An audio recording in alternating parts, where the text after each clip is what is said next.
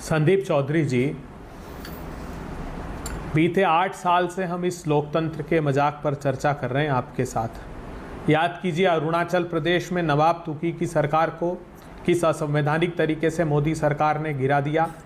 भला हो supreme court का कि उन्होंने फिर रिस्टेट किया। उसके बाद खेल प्रारंभ हुआ उत्तराखंड का। हरीश रावत जी की सरकार को मोदी सरकार की कैबिनेट निर्णय ले लेती है कि एप्रोप्रिएशन बिल पास नहीं है और सरकार गिरा देती है।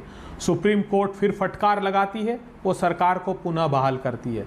कर्नाटका में 14 महीने की साझा सरकार गिरा देती भारतीय जनता पार्टी की सरकार।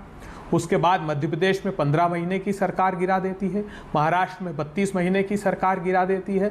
राजस्थान में गिराने की कोशिश करती है। पश्चिम बंगाल जाते हैं तो वहां पर खरीद फरोख्त की कोशिश की जाती है। इस बात पर चिंता कीजिए कि हजारों करोड़ रुपए प्रजातंत्र को समाप्त करने के और राज्यों को अस्थिर करने के लिए ला कहां से रही है भारतीय जनता पार्टी।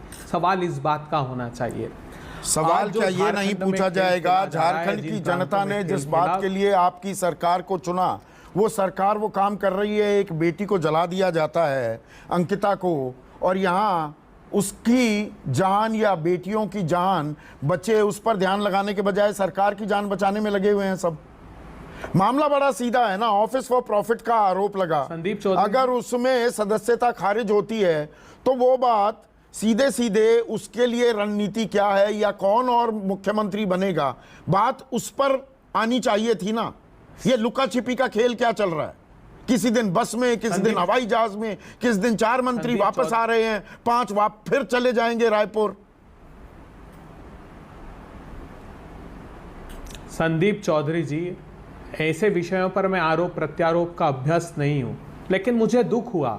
हम सबको दृढ़ता से मिलकर सामूहिक रूप से ऐसे समाज में बैठे दरिंदों के खिलाफ मुखरता से बात करनी चाहिए, उनको दंड दिलाना चाहिए। मगर मुझे दुख होता है आपके जैसे मूर्धन्य पत्रकार, क्या जनवरी में आप यही कार्यक्रम गुजरात के लिए नहीं कर सकते थे?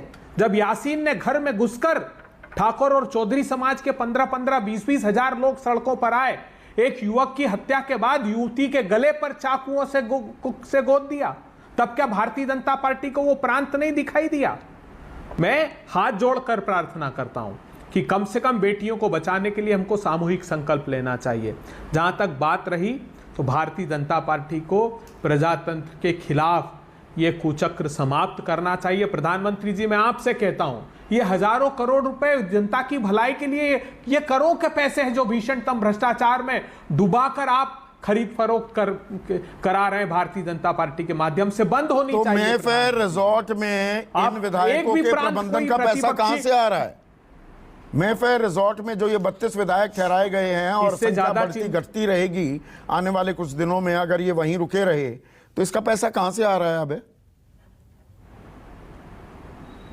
अरे संदीप चौधरी जी, विधायकों को तनख्वाह मिलती है उनके कामकाज की। बड़ी चिंता इस बात की है कि किस प्रकार की अस्थिरता का वातावरण पैदा कर दिया देश में। क्या उन प्रांतों का गवर्नेंस प्रभावित नहीं होता? बताइए आप मुझे। क्या आपको शोभा देता है महाराष्ट्र से लेकर झारखंड तक पैसे दे रहे हैं और प्रतिपक्षी दलों की अपनी तनख्वाह से पैसे देंगे वहां पर? जनता ये रमन सिंह आरोप लगा रहे हैं, दारू मुर्गे का इंतजाम किया जा रहा है, अय्याशी रमन सिंह का अड्डा बना दिया है। अरे उनसे रायपुर को उनसे कहिए अपने दामन की सियाही तो मिटा लो पहले। हम पे इल्जाम लगाने वालों, जो तुमने किया है वो पाप दिखाई नहीं देते क्या?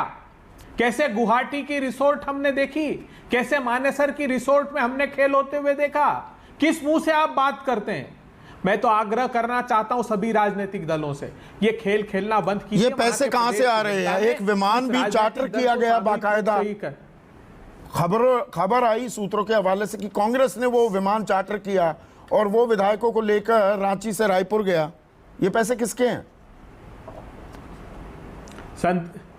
संदीप चौधरी जी, ये जो सारा खर्च है ये प्रजातंत्र को बचाने की लड़ाई का है।